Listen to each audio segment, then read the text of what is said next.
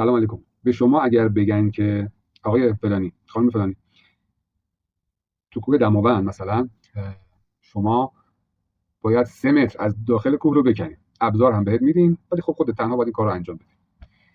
مثلا 1 ماه هم وقت داری که این 3 متر رو بکنی.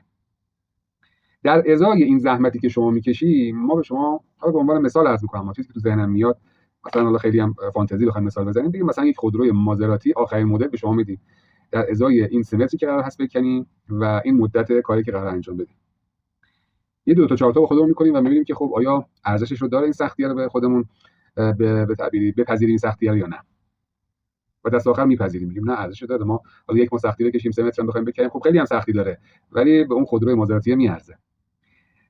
امام حسین علیه السلام فرمودند، شروع محرم رو با این فرمایش از آقا ابو عبدالله حسین علیه السلام فرمودند که دنیا ابزاری است برای رسیدن به آخرت و دنیا زندان مؤمنه و آخرت باغ و بهشت مؤمنه و آخر سختی‌های مؤمنانه. عزیزان، ما تو این دنیا یه سری سختی‌ها رو تحمل می‌کنیم که از جنس تلخی‌ها و سختی‌های مربوط به این دنیاست، اما در عوض اگر این سختی‌ها رو درست تحمل کردیم، اگر از اون چارچوبی که خداوند برای ما تعیین کرده بود خارج نشدیم، ثمنی که ما میدن، اون بهایی که ما پرداخته میشه در قبال این زحماتی که در این دنیا کشیدیم که عمرش بسیار کوتاهه. عمر آخرت چقدر هست؟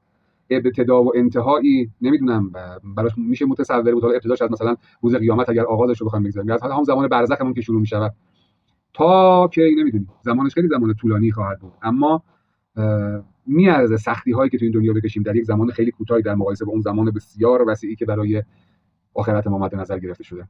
چقدر خوبه که ما بتونیم این سختی ها رو تحمل بکنیم، بدونیم در قبالش قرار یه مازراتی بلا تشبیه نعمت های الهی که ما داده خواهد شد، اون بهشت قابل قیاس با این نعمت های دنیا نیست. سختی های این دنیا تحملش میارزه به بهایی که مزدی که قرار است آخرت به ما بدهن.